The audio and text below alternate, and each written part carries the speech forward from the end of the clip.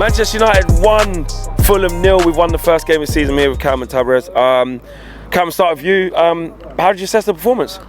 I think you've got to look at the first game last season and remember how bad that really was, and you can start to look at this in the light it should be seen in. I think nobody's fully fit yet. You can't sort of expect a perfect performance game week 1, especially with so many players that play Copa America and Euros. But I thought overall, a lot of positives, a lot of things that weren't quite so good, but it's a good place to build from. And I think Ten Hag said in his press conference, before the first couple of international breaks, the only thing you need to do is not drop points. You can't win a title by Christmas or by October, but you can definitely lose it. So, yeah.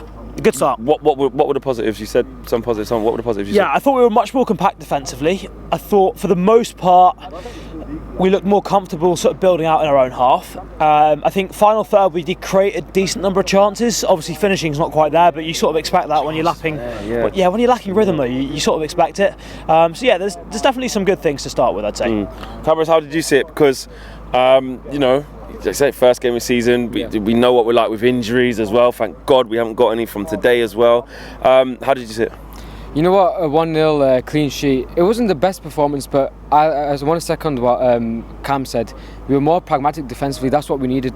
Last season against Wolves, I think we conceded 24 shots, and we should have lost, really, shouldn't we? Yeah, Varane, your Rolls Royce bailed us out then. But I thought we could have created more chances, but you can tell they're still rusty, because you have to remember a lot of these players didn't get a pre-season. They've all come back from the Euros, so I reckon the first 3 or 4 games before the international break we will be a bit rusty, but 3 points, top of the league, what can we ask for? Talk to me about some of the individuals who really stood out for you today. Who was you impressed with? I thought Mazraoui was top. I thought he just looks the part. It was hard to see Wan-Bissaka go, but you do need to let go of the past and move on to someone more attacking. I think Mazraoui fits the system better. You can tell he's a Ten Hag player as well. He knows the style, he knows the philosophy. He was top. I thought, this is a subjective one, I thought Casemiro was really good as well. Some people, Cam thinks he was awful. But someone else earlier on today said that Casemiro has... people have an agenda against him because he hasn't been good. So if he does play it like all right or play good like today, they don't really want to say it. And I feel like Cam's face then, you said it was what you were saying. There's a bit of an agenda over there. Yeah, well the thing is with Casemiro though, because his tank's so small, he's going to burn out within 3 or 4 games. But from what we saw today, he reminded me of 2016 Kante. So.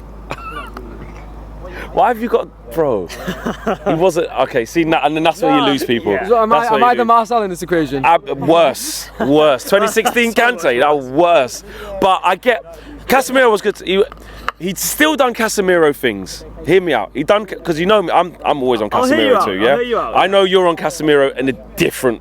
Like you're like done. And I'm like, we need to move on. That's the whole reason we're going to get a midfielder. That's why we're actively looking. But today, I thought the things that he did wrong were the normal Casemiro things, like if you ask him to try and play forward or intricate passes or get on the half turn, it's not going to happen. Obviously he will go steaming in, but at a point where sometimes the game there wasn't much quality in it, sometimes you do have to just go and smash someone. He did that near the touchline, got the crowd up, and he should have had 2 assists, especially the second one. The one he played through to Bruno, if Bruno played that pass with that weight first time and set up Rashford and Rashford missed, we're all going, what a pass from Bruno. Bloody Rashford's gone and missed it. So, like, he should have had 2 assists as well. Yeah, look, I agree on the assist. I thought that the one where Bruno was, I think, on the corner of the box, I think he should have probably... outside the boot. Yeah, I thought he should have lifted it over him. Yeah. I think that was probably the right finish for that moment, but... The second one was better. Yeah, but anyway, we come back to the first bits you were saying there. So you're saying a Manchester United midfielder, if you ask him to take the ball in the half turn, you ask him to do intricate passes, you ask him to pass the ball forwards, he can't do it. No, I'm not saying he has to stay here and be the... we're talking about the 90 minutes. This is why we want Ugarte. Tell me, does that make sense? This is why we want Ugarte, mate. I'm just saying today, he's been... Casemiro all last year, trash, terrible. But I'm saying today he played good. Do you know what? Over the summer, since the Euros, I've tried to basically watch no football, have no part of it at all, completely reset. I've tried to come back with a fresh perspective completely, and do you know what? Genuinely, on the start of the thing, I was a bit like, okay, I don't know what I'm going to expect to see here.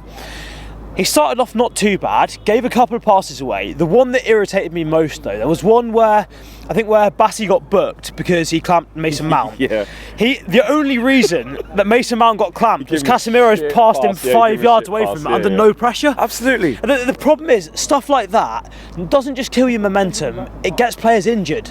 And it's sloppiness that you just can't tolerate at the top level. And it's like these positions where top clubs are getting the best players. You know, your Rodri's, Arsenal spending whatever on Declan Rice, Jorginho, whoever else.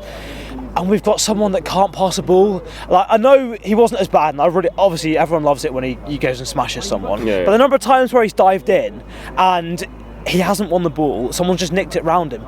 And in those moments, we are in big trouble. Of course. And you can't, if you're playing for Man United, you can't have somebody holding your hand in midfield because you can't discipline yourself to not dive in. And the problem is he's so slow and immobile now that he can't get back. He can't recover. And Kobe's not that as well to run back and get back. Do that, yeah. That's where the problem lies. When Casemiro doesn't win the ball, you've got an open midfielder and you've got defenders. You've got Maguire running back against one-on-one with Adama Traore. That's the thing. So Casemiro needs to kind of take that out of his game. And like you said, Kobe's more of a box-to-box, so he's not going to help him running back, is he? So, but it's going to be a structural thing, because the reason why we're playing like that is because, like I said, that's how Ten Hag wants to play on the front foot and almost empty that midfield and have them high up. So when there's a high turnover, we haven't quite got the characters yet, personnel-wise, which is why, again, we're trying to get an Ugarte or someone who is physical and or knows that position in terms of how to break up play and win duels, because he's not doing it. The thing is, I think, as much as it's a player issue as well, I think there is a coaching element to it, because the bit that I don't like is they're constantly diving in. You have to just stay on your feet and just delay it. Literally just delay it, let everyone else get back. I don't get this willingness to jump in, but that's tactics. Look, obviously I've backed Ten Hag big time. Yeah. I think I need to see a change in that this season, because that comes from the coaching staff. Yeah. If you're letting players get away with that constantly, it's because they're doing it in training, they're doing it in every sort of small-sided game, every single practice you're doing. They're doing it on a Saturday at Old Trafford as well, or on a Friday in this case. Yeah. You need to make some changes there, and if players aren't listening to you, bring somebody else in. Yeah. And honestly, with Casemiro, I'd rather, if he's going to make mistakes and be limited, I'd rather in some ways give Collier those minutes, because we know he's not ready, and by no means, absolutely be clear, he's not ready yet, but you know he's going to develop, whereas Casemiro is just getting worse, let's be honest. Let's get back to the positivity though. Yes. Xerxes, Mazraoui, Maguire, Garnacho off the... Talk about Garnacho off the bench. I think, look, he's threatening off the bench because he just constantly runs forward. The best bit about him is, as Charlie's probably said it already, he's a goldfish. Yeah.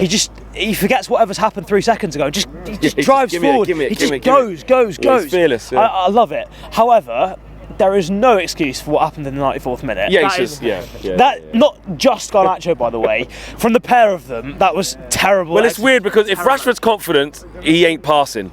He should score. If you're gonna pass, but the pass was behind him. If you're gonna pass, don't pass it behind him. Don't let it bobble. Yeah. Don't have ludicrous amounts of spin on the ball. But he should still score. So, there's no excuse to not score. It is genuinely, that's probably the worst miss of the season, and we've just started. We've only had only one game. If Xerxes didn't score as well, we would be here saying something different. If Garnacho missed out in the 94th minute. Yeah. But what I like about him off the bench as well is because there's more spacing behind. He's more effective that way. It's reminiscent of his first season at United as well, where the last 20-30 minutes he knows the game stretched.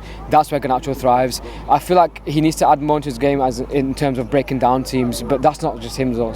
All our attacking players really. To finish off, give me a name, man of the match.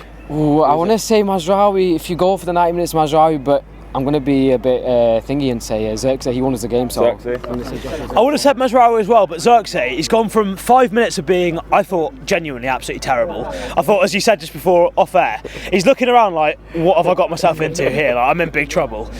All of a sudden, after he scores the goal, everything works. Everything. Played really, really well. Okay, cool. We'll go with that. Okay, right.